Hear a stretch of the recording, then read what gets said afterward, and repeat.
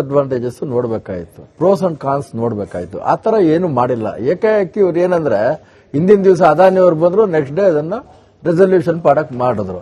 But ನಾನು ಹೇಳೋದು ಸಾರ್ವಜನಿಕ ಹಿತಾಸಕ್ತಿಯಿಂದ ಕರ್ನಾಟಕ ಜನರಿಗೆ ಬೇಕಾಗಿತ್ತ ಇದು? ಏನು ಇವತ್ತಿನ ದಿವಸ ಮಾಡ್ತಾ ಇದಾರೆ? 5% ಇವೇನೋ ಅಂದ್ರು 12 ಎಕರೆ ಹೋಗ್ಬೋದಿಲ್ಲ ಅಂತಲ್ಲ. ಈಗಾಗಲೇ ಬೇಕಾದಷ್ಟು ಪಾರ್ಕ್ಗಳಲ್ಲಿ ಎಂಕ್ರೋಚ್ಮೆಂಟ್ ಆಗಿದೆ. ಉದಾಹರಣೆಗೆ ನೀವು ಕಬ್ಬನ್ ಪಾರ್ಕ್ ತಗೊಂಡ್ರೆ 300 ಎಕರೆ ಜಾಗದಲ್ಲಿ ನೀವು ಆ ಕಡೆಯಿಂದ ಬಂದ್ರೆ ಕೃಷಿ ಭವನ ಸರ್ಕಾರದ್ದು ಒಪ್ಕೊಳ್ಳೋಣ, ಅದಾದ್ಮೇಲೆ YMCA ಇದೆ, ಅಲ್ಲೊಂದು ನಿಸರ್ಗ ಹೋಟೆಲ್ ಇದೆ, ಅದಾದ್ಮೇಲೆ ಯುವನಿಕಾ ಇದೆ, ಯುವನಿಕಾ ಆದ್ಮೇಲೆ ಒಂದು ಸರ್ವೆ ಆಫೀಸ್ ಇದೆ, ಅದಾದ್ಮೇಲೆ ಸೆಂಚುರಿ ಕ್ಲಬ್ ಇದೆ, ಟೆನ್ನಿಸ್ ಕ್ಲಬ್ ಇದೆ. ಅಂದ್ರೆ ಸಾಕಷ್ಟು ಜನ ಇವತ್ತು ಎಲ್ಲೋ ಒಂದು ಕೆಲವು ಕಡೆ ಸರ್ಕಾರದ ಒಂದು ಏನೋ ವಿಷಯವಾಗಿ ತಗೊಂಡಿದ್ದಾರೆ, ಮಿಕ್ಕಿದ್ದೆಲ್ಲ ಸ್ವಂತ ಹಿತಾಸಕ್ತಿಗೆ ತಗೊಂಡಿದ್ದಾರೆ. ಇವತ್ತಿನ ದಿವಸ ಅದರಲ್ಲಿ ನೀವು ಆಕ್ಟ್ ಅಲ್ಲಿ ಹೇಳಿದ್ರೆ ಪ್ರಾಧಿಕಾರ ಅಂದ್ರೆ ಅದು ಬೆಂಗಳೂರು ಅಭಿವೃದ್ಧಿ ಪ್ರಾಧಿಕಾರನೂ ಬರುತ್ತೆ. ನಾಳೆ ದಿವಸ ಬೆಂಗಳೂರು ಪ್ರಾಧಿಕಾರ ತಗೊಂಡಾಗ ಅವ್ರೇನ್ ಮಾಡ್ತಾರೆ? ಅಡಮಾನನೂ ಇಡ್ತಾರೆ, ಲೀಸು ಕೊಡ್ತಾರೆ, ಬೇರೆ ಕಮರ್ಷಿಯಲೈಸ್ ಮಾಡ್ತಾರೆ, ಮಾರಾಟಕ್ಕೂ ಅವಕಾಶ ಇದೆ. ಏನ್ ಬೇಕಾದ್ರೂ ಮಾಡಬಹುದು. ಇವರು ಏನಂದ್ರೆ ಇವತ್ತು ಕಾಂಗ್ರೆಸ್ನವರು ಒಂದು ವಿತಂಡವಾದ ಅಂದ್ರೆ ನಾವು ಮಾಡಿರೋ ಸರಿ ಅಂತ ಹೇಳಿ ಇವತ್ತಿನ ದಿವಸ 1976ರಲ್ಲಿ 1550 ಕೆರೆಗಳಿತ್ತು, ಇವತ್ತು 150 ಕೆರೆಗಳಿಗೆ ಬಂದಿದೆ. ಆ ಕೆರೆಗಳು ಇವತ್ತಿನ ದಿವಸ ಅಷ್ಟೇ ಅಲ್ಲ, ನಾನು ಹೇಳೋದು ಬೇಕಾದಷ್ಟು ಇವತ್ತು ಗೋಮಾಳ ಜಾಗಗಳು ಇರ್ಬೋದು, ಹುಲ್ಲು ಮೈಸಕ್ಕಿರುವಂತದ್ದಿರ್ಬೋದು, ಎಲ್ಲವನ್ನೂ ಕೂಡ ಸಾಗುವಳಿ ಹಿಡುವಳಿ ಎಲ್ಲ ತಗೊಂಡು ಎಲ್ಲ ನಾನು ಇರೆಸ್ಪೆಕ್ಟಿವ್ ಆಫ್ ದಿ ಪಾರ್ಟಿ ಎಲ್ಲರೂ ಗುಳುಂ ಮಾಡಿದ್ದಾರೆ. ಆದ್ರೆ ಆ ತರದ್ದೆಲ್ಲ ಎ.ಕೆ. ರಾಮಸ್ವಾಮಿ ಅವರು ಕೊಟ್ಟಿರೋದ್ರಲ್ಲಿ ನೀವೇನ್ ಮಾಡಿದಾರ? ಏನು ಉಳಿಸ್ಕೊಂಡಿದಾರ? ಏನ್ ಮಾಡಿದಾರ? ಏನೂ ಮಾಡಿಲ್ಲ. ಇವತ್ತು ಇದು ಟನಲ್ ಅಂತ ಹೋಗ್ತಾರೆ. ಜನಸಾಮಾನ್ಯರಿಗಂತೂ ಇದೇನು ಉಪಯೋಗ ಇಲ್ಲ. 2 ವೀಲರ್ ಅವರು ತಗೊಂಡು ಹೋಗ್ಬೋದಾಗತ್ತಾ? ಟೋಲಲ್ಲಿ ಓಡಾಡಕ್ಕಾಗುತ್ತಾ? 600-700 ರೂಪಾಯಿ ಕೊಟ್ಟು ಅವ್ರು ಮಾಡಕ್ಕಾಗುತ್ತಾ? ಮತ್ತೆ ಸಾರ್ ಹೇಳ್ದಂಗೆ ಇವತ್ತು ಅದರ ಅವಶ್ಯಕತೆ ಇಲ್ಲ. ನೀವು ರಸ್ತೆಗಳನ್ನ ಸರಿಯಾಗಿ ಹಾಕಿ, ಹಳ್ಳ ದಿಣ್ಣೆಗಳು ಇಲ್ದಿರ ರಸ್ತೆಗಳು ಏನಿದೆ ಇವತ್ತು ಅದನ್ನ ಸ್ಟ್ಯಾಂಡರ್ಡೈಸ್ ಮಾಡಿ ನೀವು ಸರಿಯಾದ ಟ್ರಾಫಿಕ್ ಈಸ್ ಆದ್ರೆ ಆಟೋಮೆಟಿಕ್ ಆಗಿ ಜನ ಓಡಾಡ್ತಾರೆ. ಇವತ್ತು ಎಲ್ಲಿ ನೋಡಿ ನೀವು ಹಳ್ಳ ದಿಣ್ಣೆಗಳು. ನಾನು ಅದನ್ನೇ ಕೇಳಿದ್ದು ಸರ್, ಇಷ್ಟೆಲ್ಲ ಚರ್ಚೆಯನ್ನ ಮಾಡ್ಲಿಕ್ಕೆ ಅವಕಾಶ ಇದ್ರೂ ಕೂಡ ಚರ್ಚೆ ಮಾಡ್ಲಿಕ್ಕೆ ಬಿಜೆಪಿಗರಿಗೆ ಬೇಕು ಇರ್ಲಿಲ್ಲ, ಇಂಟ್ರೆಸ್ಟ್ ಇರಲಿಲ್ಲ, ಅವ್ರು ಮಾಡ್ಲೂ ಇಲ್ಲ. ಅಲ್ಲ, ನಾನು ಹೇಳ್ತೀನಲ್ಲ, ಇನ್ನು ಡೈರೆಕ್ಟ್ ಆಗಿ ಕೇಳ್ತೀನಿ ಸರ್. ಒಬ್ಬ ಸಚಿವ ನಾಗೇಂದ್ರ ಅವರ ಹೆಸರಿಟ್ಕೊಂಡು ಇವತ್ತು 100 ಎಕರೆ ಭೂಮಿಯನ್ನ ಮಾರಾಟ ಮಾಡ್ಲಿಕ್ಕೆ ಸರ್ಕಾರಕ್ಕೆ ನೀವೇ ಅವಕಾಶ ಮಾಡಿಕೊಟ್ರಿ. 100 ಮರಗಳ ಮಾರಣ ಹೋಮಕ್ಕೆ ಬಿಜೆಪಿನೇ ಅವಕಾಶ ಮಾಡಿಕೊಟ್ಟು. ಅಷ್ಟು ತರಾತುರಿ ಏನಿತ್ತು ಇವ್ರಿಗೆ? ಯಾಕೆ ಇಮಿಡಿಯೇಟ್ ಆಗಿ ಇವರು ಅದು ಬಿಲ್ ಪಾಸ್ ಪ್ರಶ್ನೆ ಮಾಡಬೇಕಾಗಿತ್ತು ಸರ್, ಯಾಕೆ ಬಿಜೆಪಿ? ಪ್ರಶ್ನೆ ಅದೊಂದೇ ಅಲ್ಲ. ಇವತ್ತು ಸಾರ್ವಜನಿಕ ಹಿತಾಸಕ್ತಿ ಇದೆ, ಸಾರ್ವಜನಿಕರು ಇವತ್ತು ಬೇಡ ಅಂತ ಹೇಳ್ತಾ ಇದ್ದಾರೆ. ಇವತ್ತು ಪಾರ್ಕ್ಗಳು, ಇವತ್ತು ಪರಿಸರ ಎಷ್ಟು ನಾಶ ಆಗಿದೆ ಎಲ್ರಿಗೂ ಗೊತ್ತಿರುವಂತದ್ದು. ಇಂಥ ಒಂದು ಸಂದರ್ಭದಲ್ಲಿ ಇವತ್ತಿನ ದಿವಸ ಉಸಿರಾಟಕ್ಕೆ ತೊಂದರೆ ಆಗಿರುವಂತ ಬೆಂಗಳೂರಲ್ಲಿ ಇದ್ರ ಟನಲ್ ಬೇಕಾ? ಇದನ್ನ ಕೇಳಬೇಕು ಅನ್ನೋದು ಪ್ರಶ್ನೆ ಎಲ್ರಿಗೂ ಇದೆ. ನಟರಾಜ್ ಗೌಡ್ರೆ, ನೀವು ಅಂದ್ರೆ ಕಾಂಗ್ರೆಸ್ ಪಕ್ಷದವರು ಕೇಂದ್ರ ಸರ್ಕಾರವನ್ನ, ಅದರಲ್ಲೂ ಮೋದಿ ಅವರನ್ನ ಹಿಟ್ಲರ್ ಮಾದರಿಯ ಸರ್ಕಾರ, ಏಕಪಕ್ಷೀಯವಾಗಿ ನಿರ್ಧಾರವನ್ನ ತೆಗೆದುಕೊಳ್ಳೋ ಸರ್ಕಾರ ಅಂತ ಹೇಳಿ ಪದೇ ಟೀಕೆ ಮಾಡ್ತಾ ಇರ್ತೀರಿ. ಕಾಂಗ್ರೆಸ್ ಸರ್ಕಾರ ರಾಜ್ಯದಲ್ಲಿ ಏನ್ ಮಾಡ್ತಾ ಇದೆ ಸರ್? ಯಾಕೆ ಕೇಳ್ತಿದ್ದೀನಿ ಈ ಪ್ರಶ್ನೆನೇ ಅಂತಂದ್ರೆ, ಸಾರ್ವಜನಿಕರಿಗೆ ಅಂತಿರುವ ಜಾಗಗಳ ಮೇಲೆ ಕಂಪ್ಲೀಟ್ ಹತೋಟಿಯನ್ನ ಸಾಧಿಸಲಿಕ್ಕೆ ರಾಜ್ಯ ಸರ್ಕಾರ ಹೊರಟ್ಬಿಟ್ಟಿದ್ಯಾ ಅಂತ. ಸಾರ್ವಜನಿಕ ಸ್ಥಳಗಳಲ್ಲಿ ಯಾರು ಪ್ರೋಗ್ರಾಮ್ಗಳನ್ನು ಮಾಡಬೇಕು, ಯಾರು ಪ್ರೊಸೆಷನ್ ಮಾಡಬೇಕು, ಯಾರು ಏನ್ ಫಂಕ್ಷನ್ ಗಳನ್ನ ಮಾಡಬೇಕು, ಸರ್ಕಾರನ ಕೇಳೇ ಮಾಡಬೇಕು.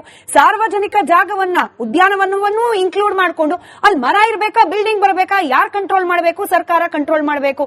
ಹೆಸರು ಸಾರ್ವಜನಿಕರದ್ದು, ಕಂಟ್ರೋಲು ರಾಜ್ಯ ಸರ್ಕಾರದ್ದು. ಹಿಂಗಾಗ್ತಿದೆ. ಇದು ಕೂಡ ಹಿಟ್ಲರ್ ಮಾದರಿಯ ಸರ್ಕಾರನೇನಾ? ಅನುಮಾನ ಬರ್ಬೋದು ನಾಳೆ ದಿನ. ಇಲ್ಲ, ಇದಕ್ಕೆ 3 ಆನ್ಸರ್ ಇದೆ. ಒಂದು ನಿಮ್ಮ ಪ್ರಶ್ನೆಗೂ ಆನ್ಸರ್ ಇದೆ, ಇನ್ನೆರಡು ಬೇರೆ ಆನ್ಸರ್ ಇದೆ. ನೋಡಿ, ಒಂದು ಅದಾನಿನ ನೀವು ಉಲ್ಲೇಖ ಮಾಡ್ತಾ ಇದ್ರಿ, ಇದಕ್ಕೂ ಅದಕ್ಕೆ ಸಂಬಂಧ ಇಲ್ಲ. ಇಲ್ಲ, ಒಂದು ಇದನ್ನ ಈ ಕಾನೂನನ್ನ ಮಾಡಬೇಕು ಅಂತ ತೀರ್ಮಾನ ಮಾಡಿ ಆಲ್ರೆಡಿ 6 ತಿಂಗಳಾಗಿತ್ತು. 6 ತಿಂಗಳಿಂದ ಚರ್ಚೆ ಬರ್ತಾ ಇತ್ತು.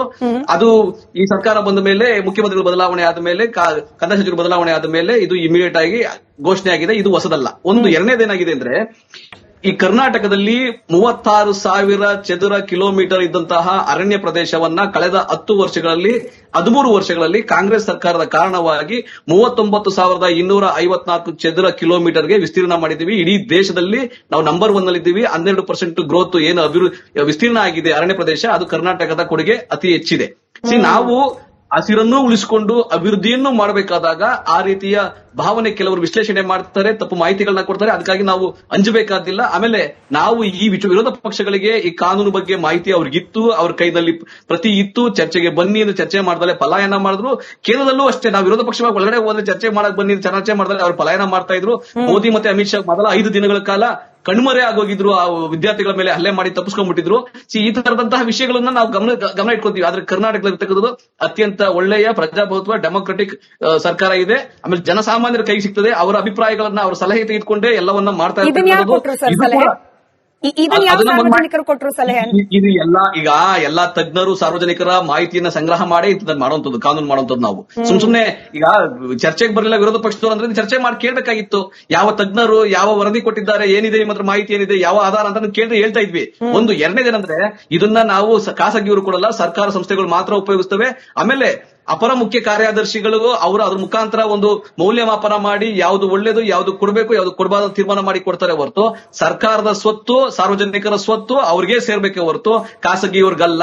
ಆಮೇಲೆ ಯಾರೋ ದುರುಪಯೋಗ ಮಾಡ್ಕೊಂಡು ಸರ್ಕಾರಿ ಜಮೀನುಗಳನ್ನ ದುರುಪಯೋಗ ಮಾಡ್ಕೊಂತಾರೆ, ಅದಕ್ಕೆ ಬಿಡಕ್ಕೆ ಅವಕಾಶ ಇಲ್ಲ. ಅದಕ್ಕಾಗಿ ಮುಂಚೆನೂ ಕೂಡ ಕಾಯ್ದೆ ತಗೊಂಡ್ಬಂದಿದ್ದು ಯಾರು ಪ್ರೊಸೆಷನ್ ಮಾಡಬೇಕು, ಯಾರು ಅಲ್ಲಿ ಪ್ರತಿಭಟನೆ ಮಾಡಬೇಕು, ಏನು ಕಾರ್ಯಕ್ರಮ ಮಾಡಬೇಕು ಅಂತ ಹೇಳಿ ಯಾರೋ ದುರುಪಯೋಗ ಮಾಡ್ಕೊಳಕ್ಕಾಗಲ್ಲ. ಅದು ಕಾನೂನು ಮುಖಾಂತರ ಮಾಡ್ಲಿ, ಅದ್ರಲ್ಲಿ ಯಾವ ಅಭ್ಯಂತರ ಇಲ್ಲ, ಪಾರದರ್ಶಕತೆ ಇದ್ರೆ. ಇಲ್ಲೂ ಅಷ್ಟೇನೆ ಪಾರದರ್ಶಕವಾಗೂ ಇರ್ತದೆ, ನ್ಯಾಯಸಮ್ಮತವಾಗೂ ಇರ್ತದೆ. ಕೇವಲ ಸಾರ್ವಜನಿಕ ಅನುಕೂಲಕ್ಕಾಗಿ ಮಾತ್ರ ಸರ್ಕಾರ ಸಂಸ್ಥೆಗಳು ಮಾತ್ರ ಅದನ್ನು ಉಪಯೋಗಿಸ್ತೇವೆ ಹೊರತು ಬೇರೆ ಯಾರು ಖಾಸಗಿಯವರು ಉಪಯೋಗಿಸಲ್ಲ.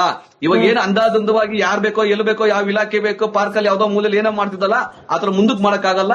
ಕಾನೂನು ಬದ್ಧವಾಗಿ ಸರ್ಕಾರನೇ 5% ಅಂತ ಏನ್ ಗರಿಷ್ಠವಾಗಿ ಹೂವಾಡ್ಸರಿಂದನೂ ಇದೆ, ಅಬ್ಜೆಕ್ಷನ್ ದಿನೇಶ್ ಅವರಿಂದಾನೂ ಇದೆ. ಅದಕ್ಕೆ ಅವಕಾಶ ಕೊಡ್ಲಿಕ್ಕೆ ಮುಂಚೆ ನಮ್ಮ ವೀಕ್ಷಕರೊಬ್ರು ದೂರವಾಣಿ ಸಂಪರ್ಕದಲ್ಲಿದ್ದಾರೆ. ಸುರೇಶ್ ಅಂತ ಚಿತ್ರದುರ್ಗದಿಂದ. ಸರ್ ನಮಸ್ಕಾರ. ನಮಸ್ಕಾರ ಸರ್, ಇದು ಬೆಂಗಳೂರಿನ ಪಾರ್ಕ್ ಮಾತ್ರ ಅಲ್ಲ ಸರ್, ಚಿತ್ರದುರ್ಗದಲ್ಲಿ ಪಾರ್ಕ್ ಇದ್ರೆ ಅದ್ರ 5% ಕೂಡ ಉಪಯೋಗಿಸ್ಕೊಳ್ಬಹುದು ನಾಳೆ ದಿನ. ಏನಂತೀರಿ? ಅನುಕೂಲ ಇದು ಸಾರ್ವಜನಿಕರಿಗೆ? ಉಪಯೋಗಿಸಕ್ಕೆ ಬರೋದಿಲ್ಲ. ಯಾಕಂದ್ರೆ ಅವ್ರು ಮಾಡ್ತಕ್ಕಂಥದ್ದು ಒಳ್ಳೇದೇ. ಯಾತಕ್ಕಂದ್ರೆ ಮುಂದೆ ಬಂದ್ರೆ 18ಕ್ಕೆ ನಾವು ದುಡ್ಡು ಮಾಡ್ಬೇಕು. ಅದನ್ನ ಹೇಗಾದ್ರೂ ಮಾಡಿ ದುಡ್ಡು ಮಾಡ್ಬೇಕು. ಹಿಂದೆ ಧನಿಕರ ದೌರ್ಜನ್ಯ ಅಂತ ನಾಟಕ ಇತ್ತು. ಹಾಗೆ ಅದೇ ರೀತಿಯಲ್ಲಿ ಈಗ ಧನಿಕರ ದೌರ್ಜನ್ಯ ನಡೀತಾ ಇದೆ ಈಗ ಸರ್ಕಾರದಲ್ಲಿ.